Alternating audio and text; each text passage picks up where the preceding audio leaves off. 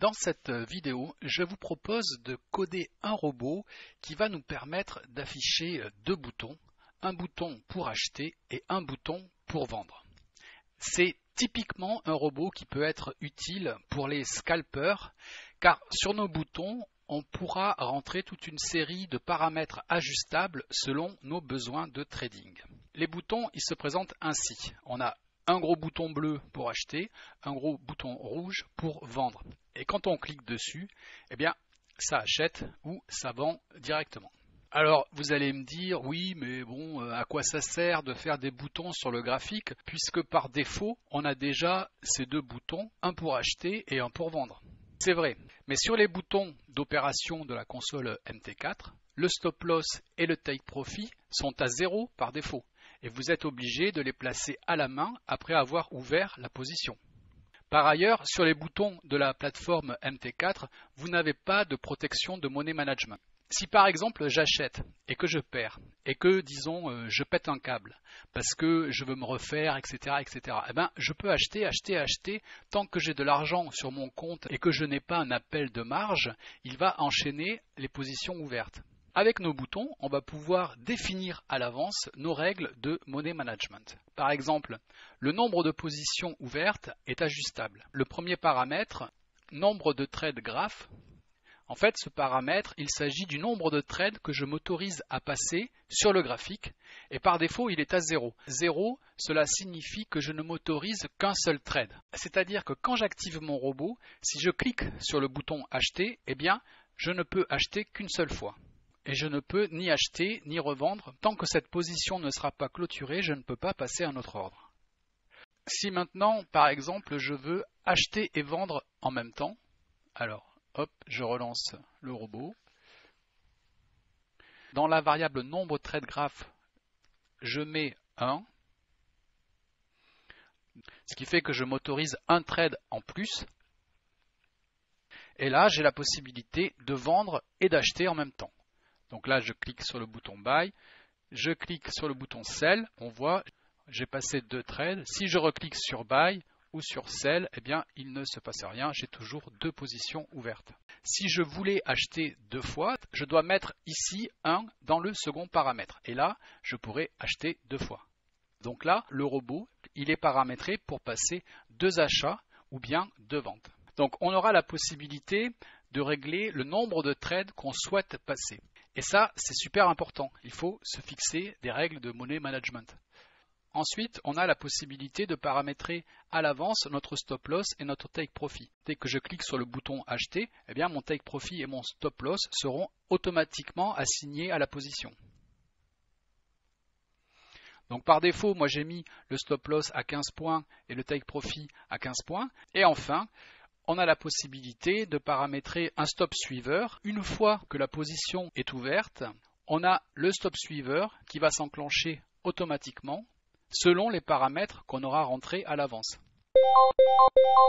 Et enfin, une fois que le stop loss est touché, c'est-à-dire qu'une fois que la position sera clôturée, on a une alarme qui sonne pour nous prévenir que la position est clôturée et qu'on peut scalper à nouveau. Du coup, une fois que j'entre en position, je peux faire autre chose. Le robot va s'occuper de la gestion de la position en fonction des gains ou des pertes selon nos paramètres. Vous ne serez pas influencé par la pression psychologique qui se met en place quand on doit gérer une perte temporaire ou un gain temporaire.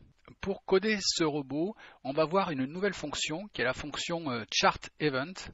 Et cette fonction va nous permettre d'ajouter des éléments sur le graphique, comme par exemple un bouton, mais ça peut être aussi des figures comme des triangles, des lignes, etc., etc.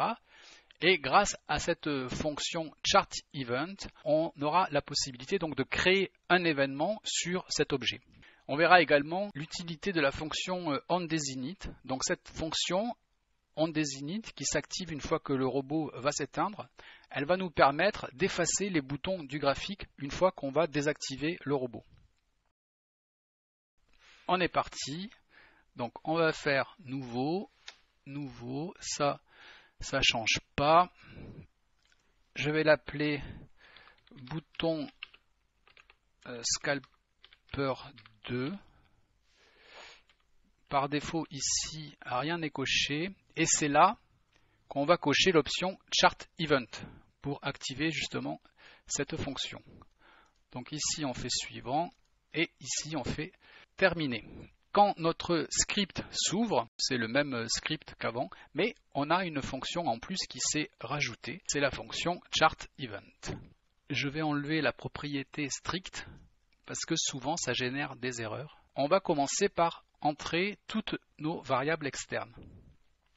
Donc la première variable, ça va être le nombre de threads, je vais l'appeler nombre de threads graph. Et donc c'est le nombre de positions ouvertes que je veux sur mon graphique. Par défaut, on va dire qu'elle vaut 0. Je rappelle la règle de cette variable. On va la mettre ici en commentaire. Donc si je mets 0, ça veut dire que on peut passer qu'un seul thread sur le graphique. Si on met 1,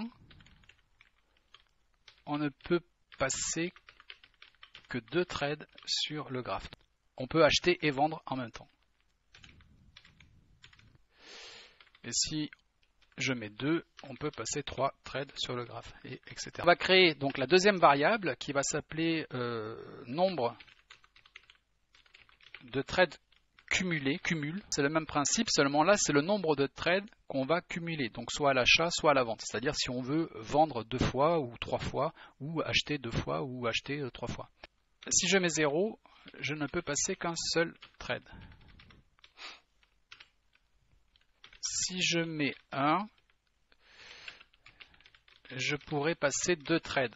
2 threads à l'achat ou 2 threads à la vente, à condition que je mette bien 1 dans le paramètre nombre de threads sur le graphe.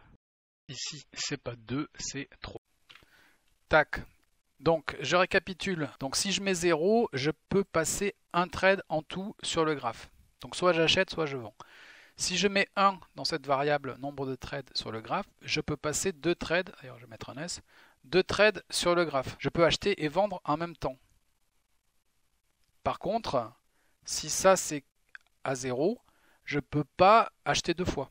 Par exemple, si maintenant je veux vendre et acheter en même temps, je renseigne ici 1, 2 threads sur le graphe, et donc là, je peux acheter et je peux vendre. Par contre, on voit, là je clique à nouveau, il ne se passe rien. Maintenant, si par exemple je veux passer 2 trades à l'achat ou à la vente, un ici et un également ici. Donc un ici et un ici. Et donc maintenant, par exemple, je peux acheter 2 fois en cliquant 2 fois sur le bouton Buy. Par contre, si je clique une 3e fois, on voit qu'il ne se passe rien. Hop, donc voilà pour ce setting sur le nombre de trades autorisés. Ensuite, on va rentrer une valeur externe. On va mettre un double, ça pourrait être un chiffre à virgule, et ce sera pour paramétrer notre stop loss. Alors on va lui mettre une valeur par défaut, on va lui dire 15 points, et on va mettre également en double un take profit que je vais appeler profit tout simplement, et qui par défaut également il sera à 15 points. On va définir une valeur aussi en externe, en double, ça sera lot, la taille du lot qu'on veut trader, donc 10 centimes le point c'est 0,01. Et ensuite on va mettre les valeurs externes qui concernent le trailing stop, avec une valeur double active trailing, on va mettre à 1, donc à partir de 1 euro de gain, donc ça, à 10 centimes le point, c'est-à-dire à partir de 10 points de gain, on va activer notre stop suiveur. D'ailleurs ici, finalement, ici on va monter un petit peu le take profit, on va mettre 25. Également, on aura besoin d'une autre variable externe double du trailing stop, et ce sera aussi égal à 10 points. Alors, je ne reviens pas sur la notion de ces variables de paramétrage du trailing stop. Si c'est flou pour vous, je vous invite à consulter mon cours sur Udemy ou sur mon site où tout est expliqué dans le moindre détail. Et également, on va mettre une valeur externe double qui sera le pas du trailing.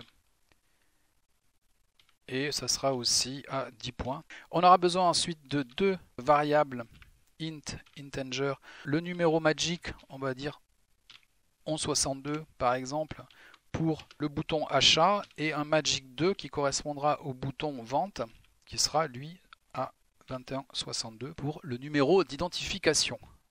Là, on a déclaré toutes nos variables. Donc on va mettre ici les variables. Voilà. La fonction onInit, pour l'instant, on n'en a pas besoin. On peut même l'effacer. On s'en servira pas. Alors on fera quelque chose avec onDesInit, mais ça sera un peu plus tard. Dans la fonction void onTick, pour l'instant, on ne fait rien. Dans la fonction onChartEven, pour l'instant, on ne fait rien. En fait, ce qu'on va faire, on va créer une fonction qui retournera rien, donc ça sera void. Et cette fonction, je vais l'appeler création bouton. Et c'est dans cette fonction création bouton qu'on va créer nos deux boutons.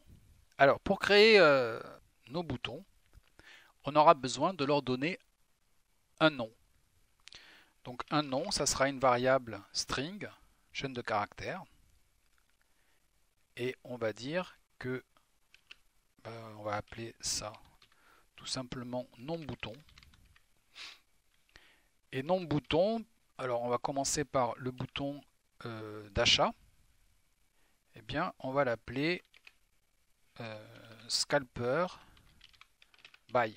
Maintenant, pour dessiner mon bouton d'achat, je vais me servir de la fonction objectCreate. ObjectCreate permet de créer des objets sur les graphiques. Elle prend comme paramètre l'identifiant du graphique, l'identifiant de l'objet, son nom, la caractéristique de l'objet, est-ce que c'est un bouton, est-ce que c'est une ligne, est-ce que c'est un triangle, et enfin ses coordonnées. Le premier paramètre, c'est l'ID du graphique. Donc nous, c'est le graphique en cours, mais on va créer une variable. Ça sera un int. Je vais l'appeler chartID. Et elle sera égale à 0 puisque on veut le graphique en cours. Alors le deuxième paramètre, c'est l'identifiant du bouton. Donc nous, on a créé déjà une variable qui était une string qui s'appelle non-bouton. Donc c'est ma variable non-bouton. Le troisième paramètre, c'est la caractéristique de l'objet. Alors, il y a plusieurs caractéristiques, il y a plusieurs objets qu'on peut dessiner grâce à cette fonction, des triangles, des lignes. Nous, on va utiliser object bouton pour créer un bouton. Et enfin, la dernière caractéristique, c'est ses coordonnées, mais ça, on va affiner les coordonnées avec une autre propriété. Si je vais dans ma fonction onTick et que j'exécute ma fonction création bouton, eh bien, magie de l'informatique, on voit qu'il a créé un bouton. Alors, il s'est positionné ici par défaut. Il n'est pas très beau, il est tout gris, il est tout petit. Et à l'intérieur, il y a écrit bouton. Donc, pour les coordonnées du bouton, on va utiliser une fonction qui s'appelle object_setInteger. Cette fonction, on voit qu'elle prend plusieurs paramètres. On va aller à la définition. C'est une fonction qui va nous permettre de définir des valeurs, des propriétés à l'objet auquel la fonction est rattachée. Dans notre cas, l'objet, ça sera notre bouton. Il y a plusieurs paramètres. L'identifiant du graphique. Donc nous, on a une variable, le nom de l'objet, et ensuite, on aura des propriétés à rentrer. Et dans ces propriétés, on voit qu'il y en a beaucoup. Et nous, ce qui va nous intéresser, voilà, c'est cette propriété-là, objet, propriété, distance sur l'axe des X et la distance en pixels sur l'axe des Y par rapport au coin gauche du graphique, par rapport à ce coin-là. Ici, mon graphique, ça sera ma variable qui est égale à 0, donc le graphique en cours. Là, ça sera non bouton. object prop x distance. Donc par exemple, si je mets 0, c'est-à-dire 0 pixels par rapport à ce coin-là, donc mon bouton il devrait se coller au coin gauche du graphique. Si je compile, tac, on a bien mon bouton qui est venu se coller à l'extrémité gauche du graphique. Et donc de la même façon, si je copie-colle ça et que je change ici la valeur et que je mets sur l'axe des Y et que je rafraîchis, on a mon bouton qui maintenant vient se coller à l'angle de mon graphique. Dans notre cas, à nous, ça ne nous intéresse pas forcément de l'avoir tout là-haut. On va mettre 250 pour l'axe des abscisses et 50 pour l'axe des ordonnées. Ensuite, on va définir la taille du bouton. On va utiliser la même fonction prédéfinie et on va changer uniquement cette propriété-là. Et on va utiliser la propriété Object X Size. Ça va nous donner en fait la largeur qu'on souhaite sur l'axe des X, l'axe des abscisses et sur l'axe des ordonnées, sur l'axe Y, en pixels également. Donc on reprend tout ça. Donc on met ça, X Size. Et on va lui dire qu'on veut une largeur de 200 pixels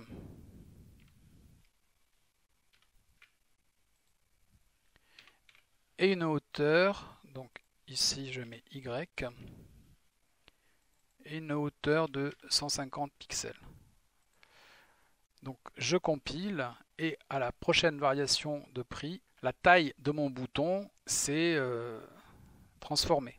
Et donc là, on a mon bouton qui a maintenant une taille différente avec une largeur de 200 pixels et une hauteur de 150 pixels. Maintenant, mon bouton, je voudrais comme ici plutôt le positionner à droite de l'écran. Donc évidemment, je pourrais modifier cette valeur, mais c'est pas ce que je veux parce que je veux pas qu'il soit positionné par rapport à ce côté gauche de mon écran. En fait, je veux qu'il soit positionné par rapport au côté droit de façon à ce que quand je vais bouger ma fenêtre, eh bien mon bouton il va suivre cette valeur.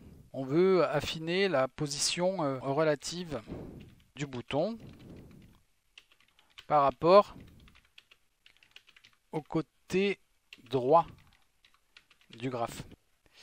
Et donc pour ça, je vais utiliser toujours cette fonction, cette même fonction ObjectSetInteger et je vais simplement changer la propriété de l'objet. Et en fait, ici, je vais prendre la propriété corner et corner right upper. Je prends une position relative par rapport au côté droit et haut de ma fenêtre. Si je rafraîchis, on voit que mon bouton il se positionne du côté droit à 250 pixels du bord de la fenêtre du côté droit et à 50 pixels du haut. Quand j'étire ma fenêtre, on voit que le bouton il suit la fenêtre. Il n'est pas figé comme tout à l'heure. Maintenant, on va entrer le texte du bouton. Donc pour ça, on va utiliser la fonction ObjectSetString. Si on va à la définition de cette fonction, ça permet d'assigner une valeur à l'objet et une valeur qui sera de type chaîne de caractères. On a plusieurs paramètres. Nous, ce qui nous intéresse, ça sera ce paramètre-là qui correspond à la description de l'objet, le texte qui sera contenu à l'intérieur de l'objet. Ça ne change pas.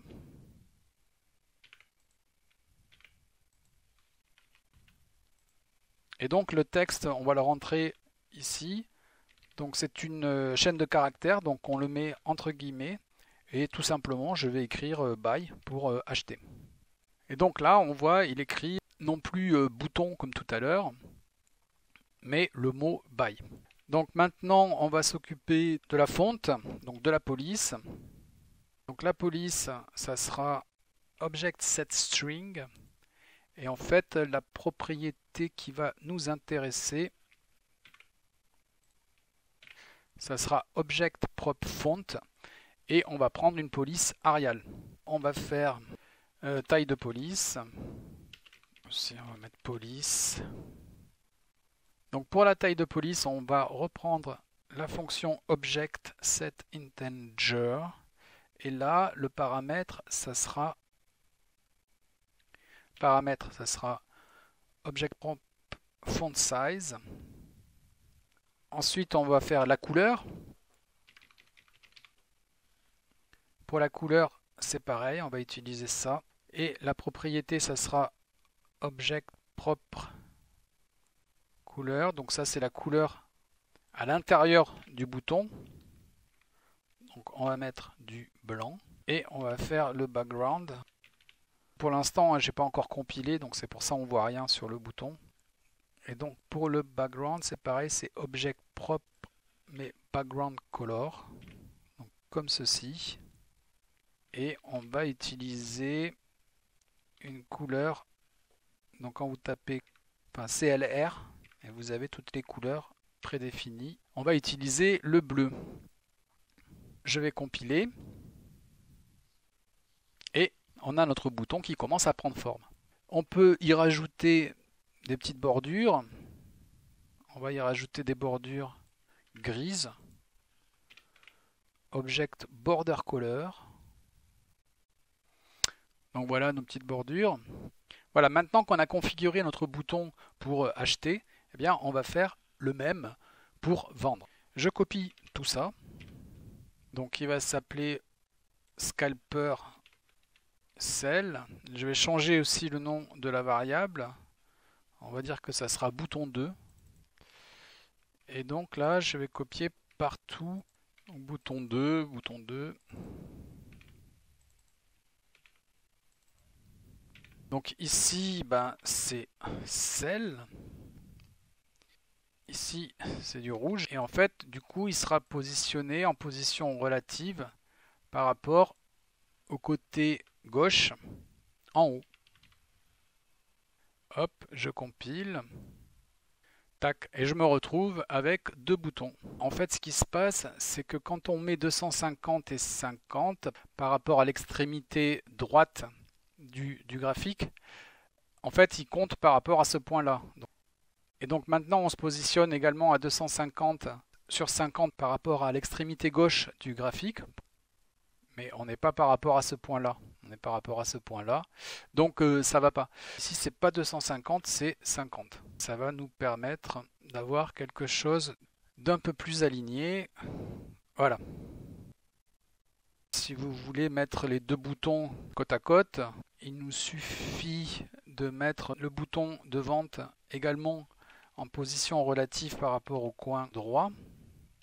Et l'autre, on avait 250. Si on met à peu près 500, voilà. Là, on a nos deux boutons qui sont positionnés de façon relative par rapport au côté droit.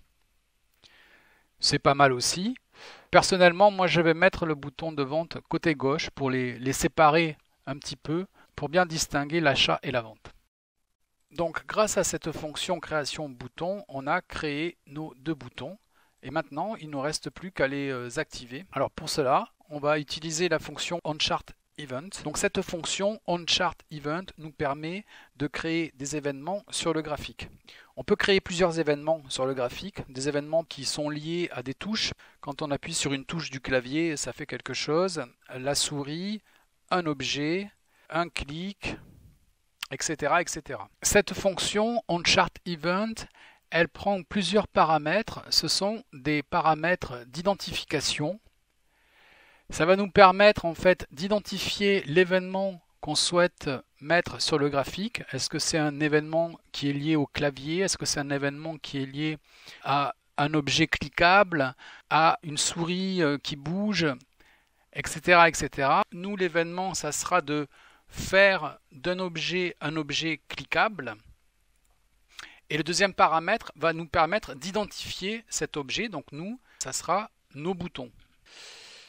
Et pour identifier cet événement, on va faire tout simplement une condition. On va dire if mon identifiant, donc mon premier paramètre ici, il est égal à ce paramètre-là, c'est-à-dire qu'on veut créer un événement d'un clic de souris sur un objet créé dans le graphique.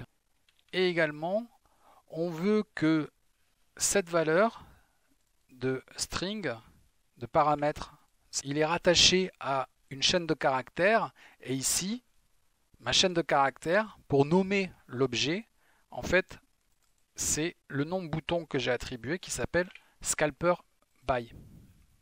En faisant ça, je crée un événement cliquable sur l'objet qui s'appelle Scalper By, c'est-à-dire sur mon bouton d'achat. Là, j'ai oublié un égal, hein. Évidemment, quand on est dans une condition, c'est double égal. Donc dans notre fonction onChartEvent, on crée un bouton cliquable et ce bouton, en fait, on l'identifie, c'est le bouton d'achat. Donc si tu cliques sur le bouton d'achat, on va acheter et on va faire la même chose avec les ventes. Le bouton Sell. Donc lui, on va aller directement le copier là pour ne pas se tromper. C'est Scalper Sell. Donc si tu cliques sur le bouton de vente, eh bien ça va vendre. Donc maintenant, on va s'occuper des deux fonctions qui vont nous permettre de compter le nombre de trades sur le graphique et le nombre de trades cumulés, c'est-à-dire le nombre de trades qu'on identifie avec le numéro magique. Pour faire ça, on va faire une fonction. Donc cette fonction, on va la mettre après notre fonction création bouton. C'est une fonction qui va retourner un nombre entier. Elle va retourner le nombre de trades identifiés avec le numéro magique et elle prendra en paramètre la variable magique. Donc là, on va aller vite. Si c'est un peu flou pour vous, je vous invite à aller consulter soit le cours sur Udemy, soit sur mon site mql4easytrading.com et vous retrouverez toutes les explications par rapport à cette fonction. Donc, dans un premier temps, on assigne à cette variable totale la valeur de 0, puisque par défaut, il n'y a pas d'ordre en cours sur le marché pour l'instant. On fait une boucle for, qui va prendre comme valeur i l'ensemble des ordres en cours, des ordres des positions ouvertes, donc grâce à order total. On fait order total moins 1 parce qu'on va les compter par rapport à l'index. Donc i est plus grand ou égal à 0 puisqu'on veut aussi la position 1 et la position 1 elle a l'index 0. Et on fait i moins. Et donc dans cette boucle, on va utiliser order select. Donc pour sélectionner les ordres, et là on prend les ordres des positions ouvertes qui sont en mode. Donc dans cette boucle, on sélectionne les ordres en cours, les positions ouvertes, et on dit tout simplement que si order magic number, donc la fonction qui retourne le numéro magique de l'ordre sélectionné, si c'est égal à la variable qu'on a rentrée en paramètre magic, eh bien tu incrémentes le total de 1. Tac. Tu retournes cette valeur totale. Et sur le même principe, on va faire une fonction également, mais les positions ne seront pas identifiées par rapport au numéro magique, elles seront identifiées par rapport au graphique. Donc du coup ici on aura comme paramètre une chaîne de caractères qu'on va appeler graph. Donc ici c'est pareil, on va parcourir tous les ordres en cours sur notre graphique. Ça change pas. Par contre ici, c'est plus par rapport au numéro magique, c'est par rapport au nom du graphique. Donc on va utiliser order symbol. Et là, ça sera plus la variable magic, mais ça sera notre variable graph qu'on a entrée en paramètre. Donc si tu as sélectionné un ordre en cours sur le graphique qui correspond à notre graphique, eh bien tu incrémentes la valeur totale et à la fin tu retournes cette valeur totale. Et donc maintenant on va rentrer comme condition que notre fonction nombre thread graph avec comme paramètre le graphique en cours. Donc on va mettre simplement la fonction symbole. Donc il faut que notre fonction nombre thread graph, donc qui compte le nombre de threads qui sont en cours sur notre graphique, cette valeur, elle doit être plus petit ou égale à la valeur externe nombre thread graph.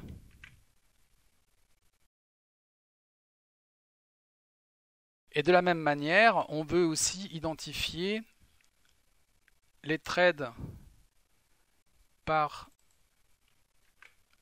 le numéro magique grâce à notre fonction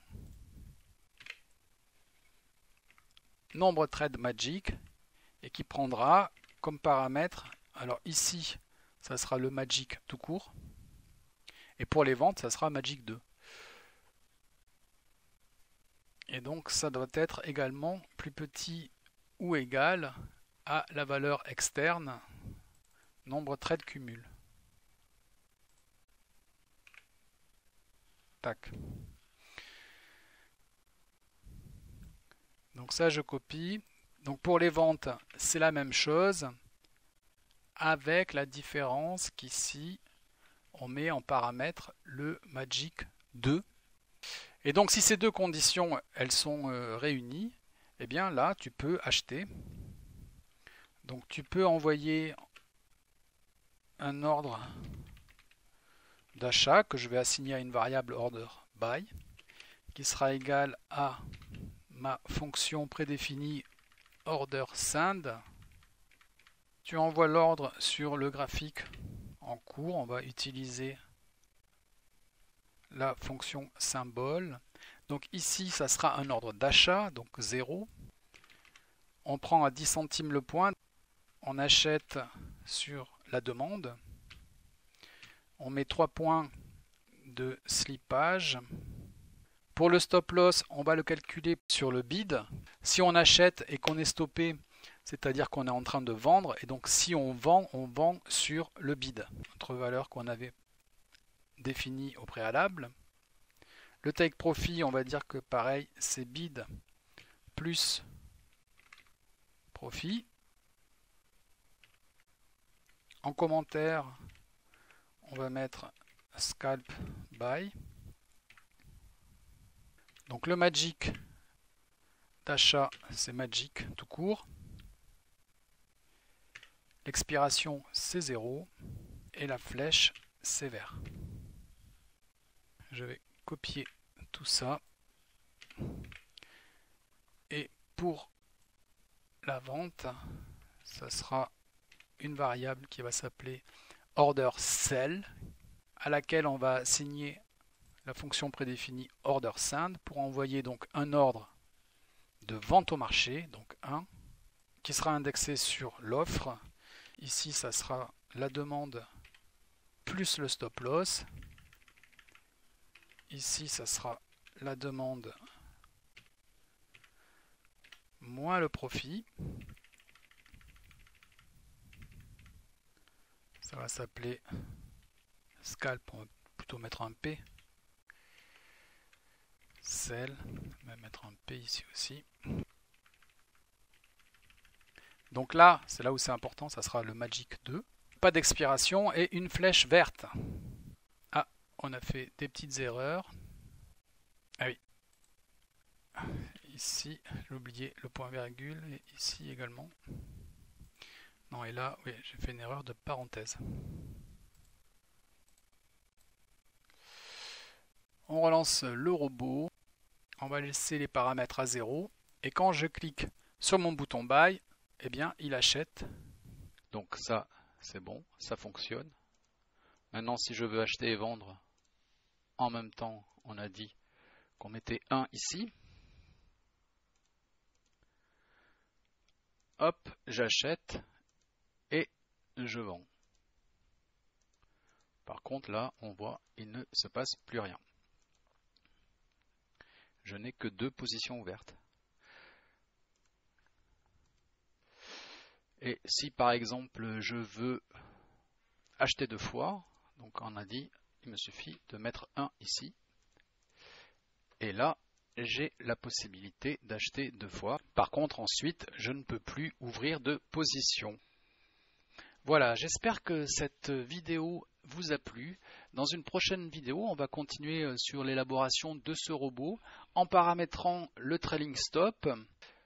Puis nous allons créer une fonction d'alerte qui va nous permettre de créer une alarme qui va se déclencher une fois que le stop loss ou le take profit seront atteints. Et puis enfin, on verra la fonction onDesign-It.